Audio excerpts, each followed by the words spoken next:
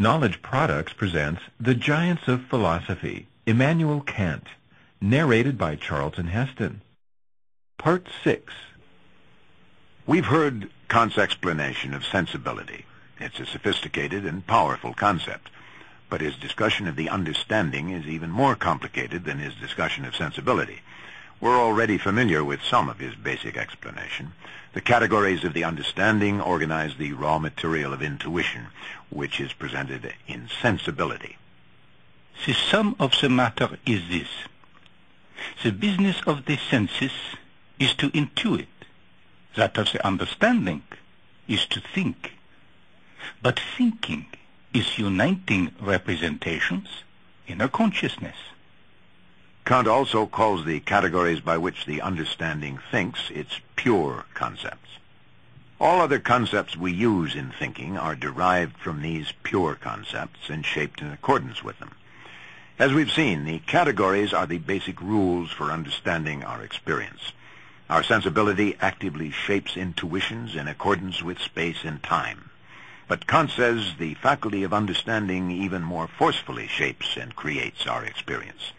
He claims, for reasons that are not entirely satisfactory, that there are exactly 12 categories of experience.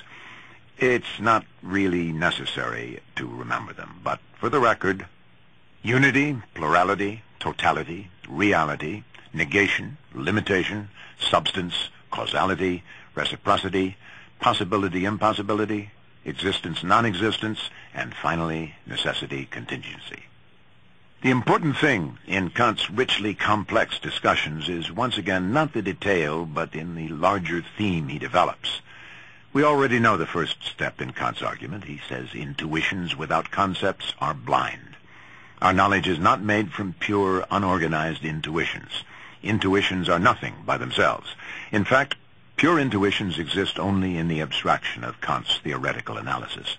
Real experience is composed in intuitions combined with concepts. Real experience requires both elements. The second step in Kant's argument deals with the concepts without which intuitions mean nothing. What are these concepts? Again, we already know Kant's answer. Concepts are rules that specify how intuitions are to be combined. Concepts organize intuitions into meaningful patterns. This is the very heart of the matter for Kant. The understanding is a faculty of rules. It creates meaning in our experience by giving it a rule-governed order. Kant says that to understand or comprehend something is not to see it, as many other philosophers have implied. To understand something is to grasp the pattern that turns chaos and confusion into order and sense. Knowing is an essentially active process. In knowing, we make sense out of things. We don't simply see that they're understandable. The knowing mind is not a passive spectator, but an active agent. It doesn't picture the world, it forms it. Kant's name for the formative process in the understanding is synthesis.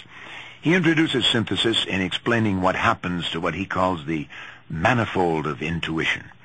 Here, Kant uses the term manifold to refer to uninterpreted, unconceptualized, raw sensations with which the thing in itself bombards us. The mind organizes and synthesizes this manifold into the colorful world in which we live.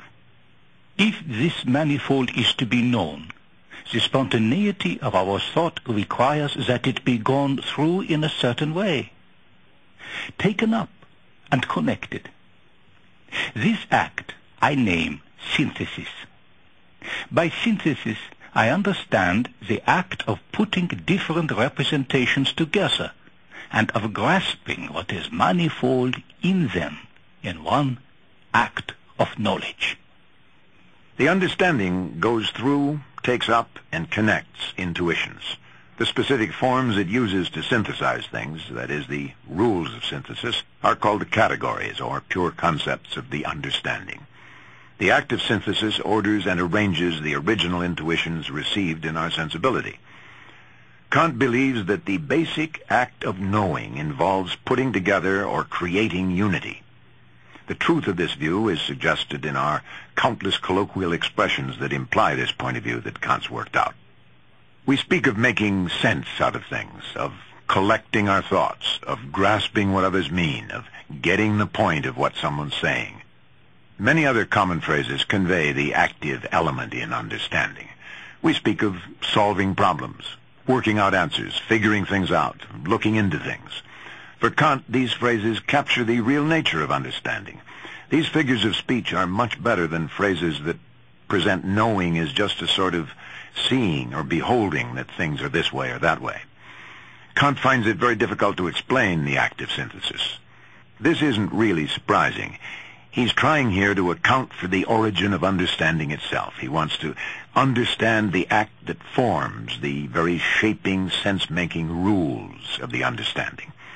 Now, strictly speaking, Kant sets himself an impossible task. It's like a chess player trying to discover the nameless inventor of the game of chess, but relying only on the game itself to do this. We know from the game itself what the creator did, but how can we discover how or why he did it, let alone who he was?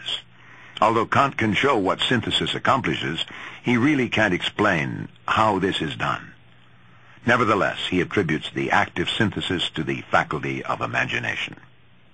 Synthesis is the mere result of the power of imagination, a blind but indispensable function of the soul, without which we should have no knowledge whatsoever, but of which we are scarcely ever conscious.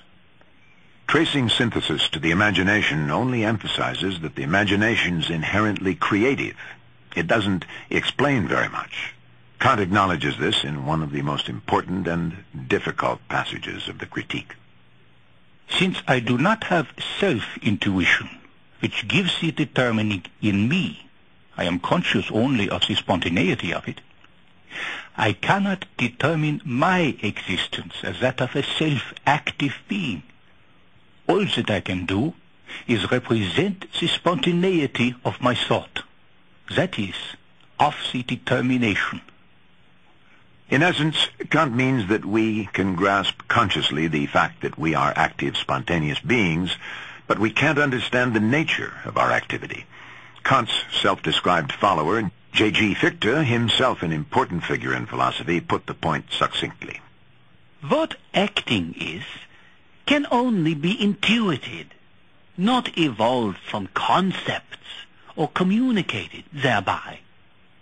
For Fichte, however, this kind of intuiting was a higher form of knowledge than any knowledge based in the understanding. Like his younger contemporary Hegel, Fichte perceived opportunities where Kant saw limitations. One of Kant's basic convictions is that our deepest human powers are always, in part, concealed from us. Though Kant sees human potential in heroic terms, he's never deluded into overestimating human powers. Kant is the champion of reason, the great philosopher of the age of enlightenment, but his profound investigation of reason centers, in the end, on its limitations, not its unbridled powers. We can gain knowledge, but not knowledge of all that we wish to know. We cannot, indeed, beyond all possible experience, form a definite notion of what things in themselves may be. Yet we are not at liberty to abstain entirely from inquiring into them. For experience never satisfies reason fully, but in answering questions refers us further and further back and leaves us dissatisfied with regard to their complete solution. Human aspirations take flight on wings of hope, but our grasp doesn't extend as far as our vision. This balanced perspective is an essential part of Kant's faith in reason. He urges us to grow up, to become masters of ourselves, but self-mastery doesn't make us lords of creation. It's essential that we grasp and use the powers of reason, but it's a delusion to think these powers are godlike. Kant says we are only human, but nothing less than human. We are rational beings, neither animals nor gods.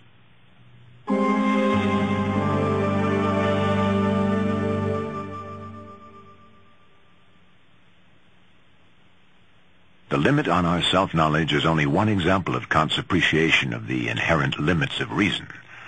To know the ultimate character of things is always denied us, whether it's the ultimate character of our own nature, the ultimate character of God, or the ultimate character of the universe. When we attempt to think about the ultimate nature of things, we can't help but use the concepts of the understanding, ill-fitted as these are to the task. This theme in the critique is dramatized in a section called the antinomies of pure reason. By an antinomy, Kant means a conflict where reason is directly opposed to itself. In each of the four antinomies he describes, Kant outlines a basic view of the ultimate character of things, called the thesis, and a completely opposite view called the antithesis. For example, the first antinomy has for its thesis, "The world has a beginning in time, and is also limited as regards space." This is the view that the material universe in its ultimate character is finite. The antithesis to this view is, "The world has no beginning and no limits in space. It is infinite as regards both time and space." Now, which of these views is true? According to Kant, there are good reasons supporting both sides, and he claims there will always be good reasons on both sides. Either view can be asserted and both can be defended rationally, but neither view can be proved conclusively. Whether the universe is finite or infinite is a question that will always interest us as rational beings, but which we can never answer. In the third antinomy, Kant nicely describes the continuous vacillation into which the mind falls when it reflects on these ultimate questions. This third antinomy concerns whether or not we possess a free will. Today it would be our conviction that the human will is free. Tomorrow, dwelling in reflection upon the indissoluble chain of nature, we would hold that freedom is nothing but self-deception, that everything is simply nature. If, however, we are summoned to action, this play of the merely speculative reason would, like a dream, at once cease, and we would choose our principles exclusively in accordance with practical interests. In the end, Kant claims we simply can't resolve these antinomies. Our conceptual resources are limited in their application to empirical matters. They can't be extended to resolve these ultimate questions. Yet, this is unsatisfactory to us. Who can satisfy himself with mere empirical knowledge in all the cosmological questions of the duration and of the magnitude of the world, or freedom, or of natural necessity, since every answer given on principles of experience begets a fresh question, which likewise requires its answer, and thereby clearly shows the insufficiency of all physical modes of explanation to satisfy reason? Who does not see in the contingency and dependence of all his thoughts on mere principles of experience the impossibility of stopping there? We can find a way out of these dilemmas only when we're summoned to action. Then we resolve the dispute for the time being in accordance with our practical interests. This in no way settles the issue permanently. Our practical interests will change. The so-called answers provided by temporary and convenient solutions are not intellectually compelling anyway. Paradoxically, despite the limits on human self-understanding, despite our inability to answer questions about the ultimate character of things, Kant affirms human freedom. The third antinomy states in the antithesis, "There is no freedom. Everything in the world takes place solely in accordance with the laws of nature." With this in mind, we might expect Kant to be very doubtful about freedom. Theoretically, he is. He always denies that the reality of human freedom can be proved with theories and logic. No amount of conceptual analysis or gathering of evidence can prove that we possess a free nature. But for Kant, in an interesting way, this doesn't matter. Freedom is not, in his view, a theoretical problem at all. It's a practical or moral issue. The problem of freedom's not an intellectual puzzle to be solved, but a practical difficulty to be worked out. We don't claim our freedom by thinking, but by acting. Freedom, then, is a matter of our convictions and our deeds, not a matter of theories and arguments. Where freedom's concerned, theories and arguments are powerless. We can prove we're free only by living as we think free people should live. Fichte once again makes Kant's point effectively. What sort of philosophy one chooses depends, therefore, on what sort of man one is. For a philosophical system is not a dead piece of furniture that we can reject or accept as we wish. It is rather a thing animated by the soul of the person who holds it. With these words, Fichte nicely expresses how Kantian philosophy ultimately emphasizes questions of morality and character. The choice to live as a free human being is the supreme act of self-respect. It's the most important moral choice open to us. All other moral choices flow from it. From this, we can see that Kant's basic topic, the nature of reason, is not exhausted in the intricate theoretical analysis of the critique of pure reason. On the contrary, those analyses drive Kant on to seek the full vindication of reason in practical life, not dry theory. Only in our everyday moral lives do we find evidence that can affirm reason's active and creative nature.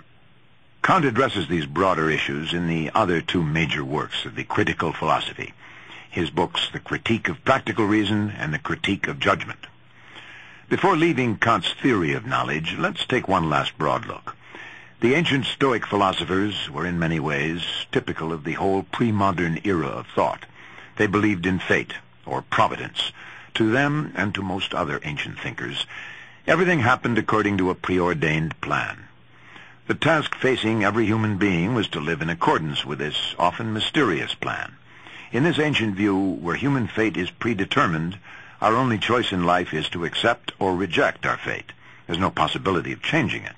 In As You Like It, Shakespeare borrowed the idea from the ancient Stoics. All the world's a stage, and all the men and women merely players. They have their exits and their entrances, and one man, in his time, plays many parts. In this ancient Stoic view, the play of life is written at birth. Its plot and final outcome are fixed from the beginning.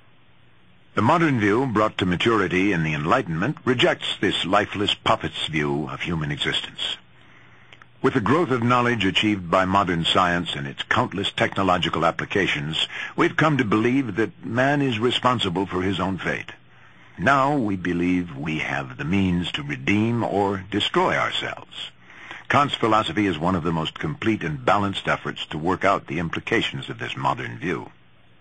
Partly inspired by Kant's development of these basic themes of modern thought, 19th century thinkers like Hegel and Marx would soon express them more radically. For example, Kant had emphasized that the practical side of human nature ultimately prevails, and Hegel restated this view. The self is the series of its actions. This idea implies that human reality develops through time, that history reveals human nature in its true form. This belief, called historicism, would become a powerful theme in 19th century thought. Karl Marx, one of Hegel's direct intellectual heirs, took the point even further. In the Communist Manifesto, Marx wrote about the achievements of modern society. It is the first to show what man's activities can bring about. Marx says that emphasizing the practical side of human affairs is not merely a philosophical idea. He believed that modern society had come to embody what to Kant was just a thought. Surveying the modern world, Marx asks, What earlier century had even a presentiment that such productive forces slumbered in the womb of social labor? Marx, like Hegel, gives a very down-to-earth interpretation to Kant's idea that human reason is the lawgiver of nature. But now it means that everything in the world, without exception, can be made over anew. Kant's sense for man's limitations is missing. For Marx, human reality is infinitely malleable. Like soft clay, it can be made to take on any form. Looking back, we know that dark catastrophes lurked in these prideful versions of the modern outlook. The image of human nature as soft clay that can be shaped into any form stands in stark contrast with the attitude of the great Renaissance artist Michelangelo. Michelangelo said of his statues that they were already in the stone, and that his task as a sculptor was merely to cut them free. This view of art as showing or imitating pre-existing truth was characteristic of the whole ancient outlook on things. After Kant, and partly through his direct influence, artists would come to see their task as purely creative. They would make, not discover or bring forth, the work of art. The followers of Karl Marx would build their politics on the same principles as modern artists. Kant's viewpoint stands between these extremes, acknowledging on the one hand the formative and creative power of human imagination, but at the same time marking its limits and warning against the temptation to overreach. This is the end of Part 6.